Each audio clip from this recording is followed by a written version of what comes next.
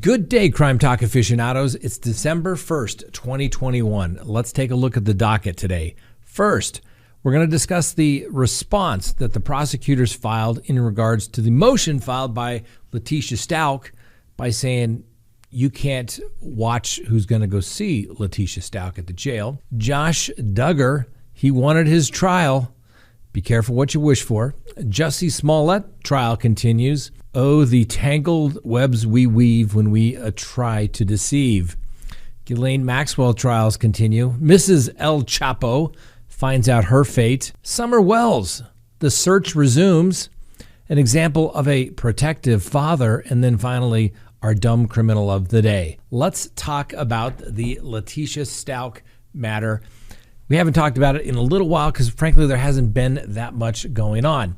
But as you may recall, we mentioned it the other day that the defense attorneys in the Leticia Stout matter filed a motion basically saying that we want any information related to who is going to see Leticia Stout for the defense team to be considered attorney-client privilege, and the prosecution can't have any knowledge of that whatsoever.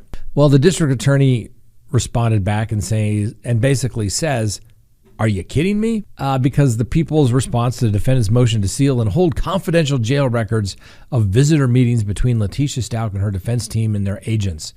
The response is the defendant, through their attorney, fails to show or demonstrate how reviewing public records from the El Paso County Criminal Justice Center violates attorney work product, and how those public records gives the people access to confidential communications. Now, I'm going to have to agree with the prosecutor on this one. Certainly, the information, logs are kept as to who goes to the jail and when, and to who they're seeing. But no information is about what they're discussing goes on in any way in those jail logs information. It's public information, and if the information cannot be requested by a general request, one could do a Open Records Act request. So I think the defense is a little off on this particular motion. I'm not exactly sure what they're trying to do. I mean, it's not like the people are eavesdropping into the defense conversations at the jail. So I don't think that that's going to work. We'll let you know how the judge resolves this issue. Next on the docket, let's talk about Josh Duggar. And for all of those that hate it, that's right, rhymes with hugger, okay? I said it.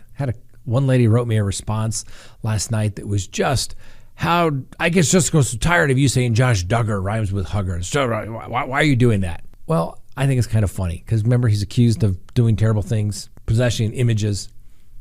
Hugger, right?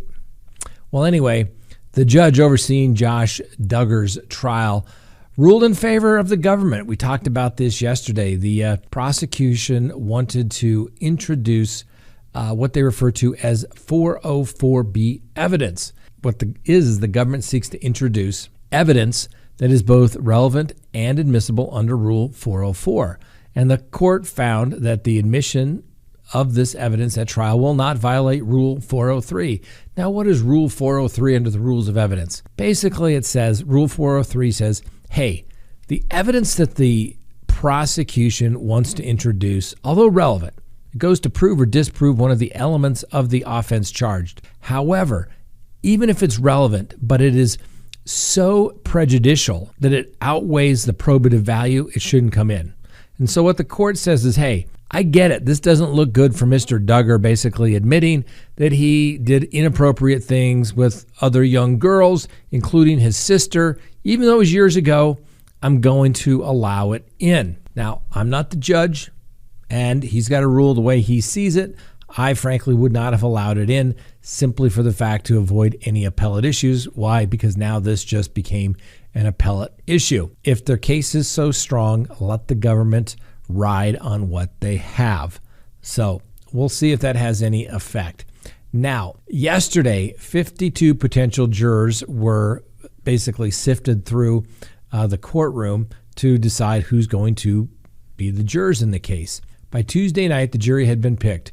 12 jurors plus 4 alternates. Reporters weren't allowed inside the courtroom during the jury selection due to space constraints, which is not unusual. So it's kind of unclear as to who all the jurors are, but the potential jurors were screened first by the judge, then the prosecutor and the defense were allowed to ask questions, some of them relating to what is your favorite crime drama? Do you have any past trauma? Among the group was a CEO for a trade association, a retired Arkansas credit union president, a special education teacher, an operations and logistics manager at Tyson Food, as well as an online boutique owner. One woman has her own photography business, another rents out property near a lake, and a third works for graphic design person at a nearby church, where she is a passing acquaintance of one of the Duggar's attorneys. Now, one of the jurors is a city worker that has kind of a general distrust of the government, but he did say that, if he was called as a juror, he would, be allowed to be fair and impartial. One woman was excused because she's 29 weeks pregnant with twins. Seems reasonable to me, that's for sure. And one of the jurors, his daughter is married to one of Josh Duggar's brothers.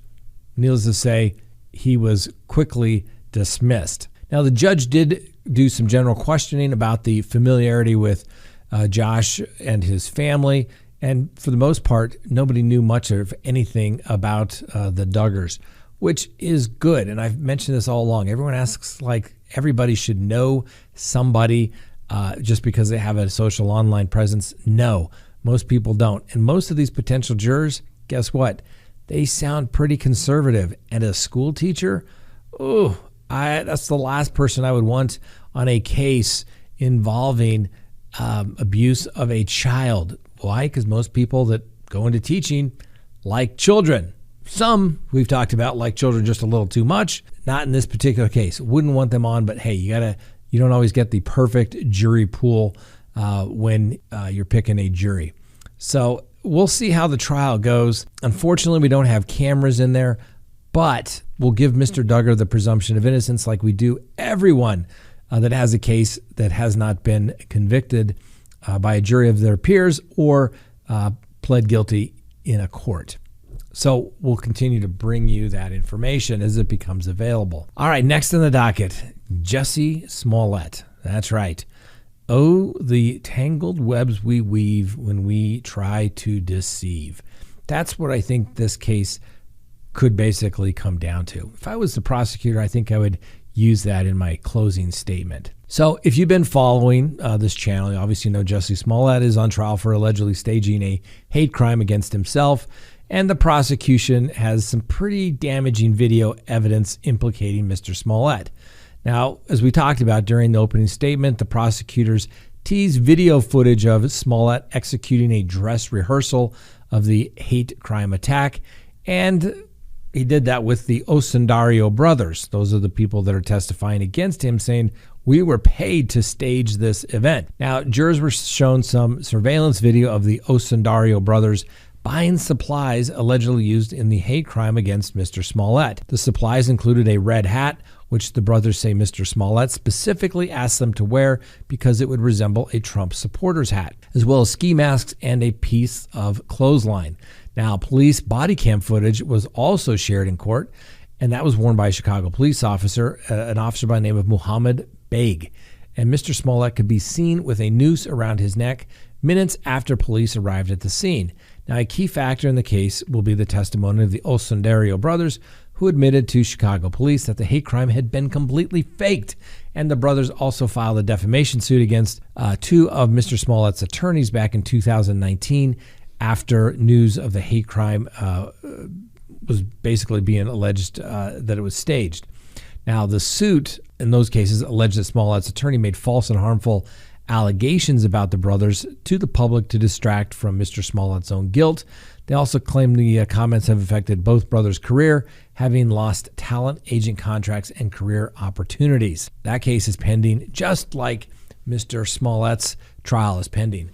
I would expect a decision by early next week in the Smallett matter. Please go to crimetalksearch.com, sign up for a background subscription service. You'll be happy you did. If there's anyone out there you were ever curious about, what was in their background, now is the time to do it. If you're going to get involved with somebody, now is the time to do it. When you go to crimetalksearch.com, you put in the name, literally millions of public records are searched, and a report is generated. And it's going to give you a report. If they have multiple social media accounts, you're going to find it. If they have multiple phone numbers, multiple email addresses, it's going to be found. And more importantly, you're going to get information regarding criminal history. Hopefully the person you're searching has none whatsoever. But if it's there, it's going to be found. You're going to get everything you'd want to know, whether you're going into business or whether you're going into a personal relationship. You're going to be able to find out the information you want to know. So go to crimetalksearch.com, sign up today. You'll be happy you did. All right. And then Elaine Maxwell. Elaine Maxwell. That's right. Day 3. Well, obviously everybody knows the charges relating to her involvement with that guy named Jeff. Now, yesterday, the cross-examination of her first accuser continued, and the victim was identified as Jane, and she continued to testify into the day that the man named Jeff had sexually assaulted her when she was 14 years old. And not only was she groomed for this, but the abuse took place, and that Miss Maxwell participated. The victim described how she met the couple and how she was invited into their world only to be subjected to this sexual abuse over a period of years, ruining her self-worth. Testimony came out that former President Donald Trump, before he was president, and Prince Andrew were mentioned in the context of having been introduced to Jane or having flown with her, but neither was accused of any wrongdoing during any of the testimony. Now, Jane also said that she was never asked to recruit other girls for that man named Jeff, nor was she told to have sex with any of the friends or associates. That's significant because that's obviously what the prosecution has alleged all along. Now, apparently, the Elaine Maxwell family is complaining about the treatment of the defendant while in the courthouse. Now, let me read the complaints, and then I will tell you if they're legitimate or not. First, Miss Maxwell's family says she is not allowed any coffee or food of any kind during the court proceedings. That she's not allowed to see her attorneys during the lunch break or after hours after the court ends for the day. Okay, I'm telling you, that's normal, okay? It depends on the marshal or the sheriff that has the defendant in the courtroom. Sometimes if the defendant has behaved appropriately, sometimes they'll let them have, a cup of coffee, maybe some hard candy or something to chew on. And maybe if the family's really nice, the sheriff will even allow them to give them a hug in the courtroom. But I assure you, the policy in most courthouses is that you don't get to have coffee or food of any kind during the court proceedings. I'm not particularly shocked by that. The next complaint, that she is unable to see her attorneys during the lunch break or after the court day ends. Okay, probably true. Why is that? Because they have to take her back to get her bologna sandwich to eat for lunch with her bag of chips. And that will be a delicacy during a trial for the defendant. If the attorneys need to speak with her, they can go down and see her during the lunch break. But listen, there's probably not that much going on that they need to do that. So let her have a break for a second. Let the attorneys grab a quick bite and work on the next witness that is coming about. I get it. Elaine Maxwell's family thinks it's cruel and unusual that their sister cannot have coffee, but guess what? She's in custody. You don't get those little luxuries when you're there. Being able to see your attorney, they can't keep you. If the attorneys need to speak with her, they can go see him down in the holding room. But at the end of the day, they have to transport Miss Maxwell from the courthouse to the detention facility. So if the attorneys need to see her, they need to go to the detention facility at the end of the day. That's just the way it works, ladies and gentlemen. Welcome to trial work. Welcome to trial work with a criminal defendant in custody. It's not easy and it's not pleasant. Bottom line. All right, next on the docket, Mrs. El Chapo. That's right. She found out her fate today. The wife of Mexican drug boss Joaquin El Chapo Guzman was sentenced Tuesday to 3 years in prison and 4 years of supervised release. That's basically parole in the federal system, along with a forfeiture of $1.5 million. Emma Coronel Aspuro, 31, pled guilty back on June 10th of this year to drug trafficking and money laundering charges and she will obviously get credit for the time that she's been in custody. Now, Coronel addressed the court before learning her fate and expressed deep remorse for her involvement with Guzman and the Sinaloa cartel. She also apologized for the harm that she may have caused to the citizens of the United States, and she begged the judge to consider her 9-year-old twins, who will already be forced to grow up without one parent, when imposing his sentence. Now, Coronel's attorney, Jeffrey Lynchman, also asked the judge to consider the danger she may face because the claims that she was a cooperating witness with the United States government against other cartel members, which her attorney says is completely false. He said that she may never be able to return to Mexico as she would be a target for the cartel. Now, the judge went below the guideline levels as well as the recommendation that the prosecutor made, and he's considered not only those factors that he has to consider under the federal sentencing guidelines, but the judge considered that Guzman met Coronel when she was a minor, 17 years old, and married him at age 18. Coronel was obviously handcuffed at the hearing. That's very common. She had on a face mask and makeup, quite a change when she attended her husband's court appearances decked out in designer clothes. At the end of the hearing, the judge simply said, "Good luck. Hope you raise your twins in a different environment than what you have experienced to date." Now, as for her husband, that's right, the leader of the murderous Sinaloa cartel, El Chapo was sentenced to life plus 30 years in 2019 for the ongoing criminal enterprise as well as drug trafficking and firearms charges. He is currently being held at the Supermax prison down in Florence, Colorado. As you may recall, he's a high-risk individual given his escape while he was in custody in Mexico. All right, a little bit of news on Summer Wells. Wish we had some good news for you, but bottom line is we don't. Well, the authorities have returned to the Beach Creek several months after scaling back efforts in the search for Summer Wells. Now, although there are no new developments in the Summer Wells case, the search effort stems from the colder weather. Teams were focusing on overgrown areas that were previously quite difficult to access due to high grass and heavy foliage.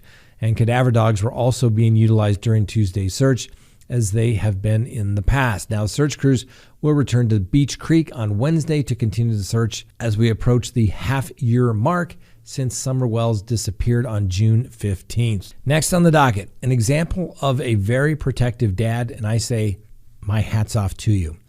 So a man is accused of following a teenage girl from her school bus to the school bus stop to her home in Michigan. Now, he had no idea, though, that her father, who's an Army veteran, had also returned home.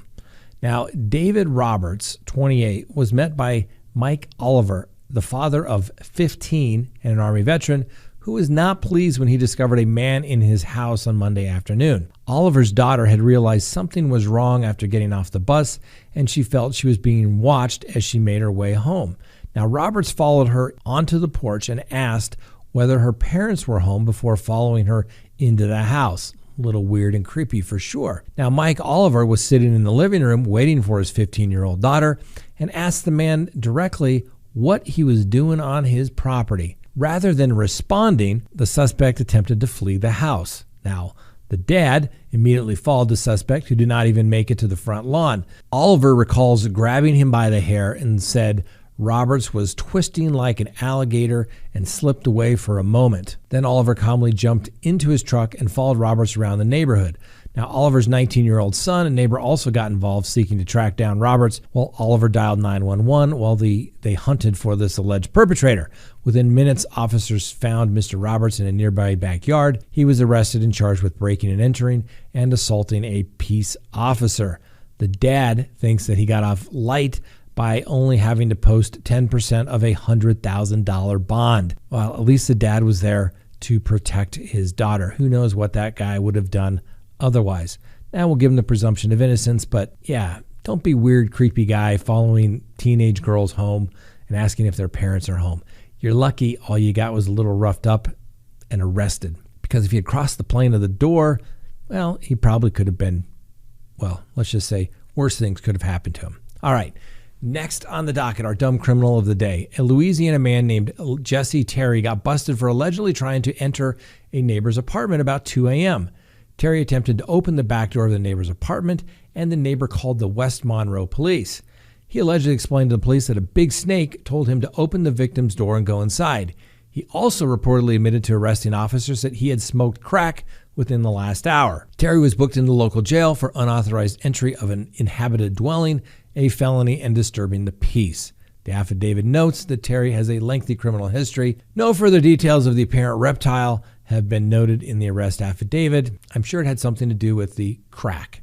All right, that's all we have for today. Thanks for watching. We'll see you next time on Crime Talk.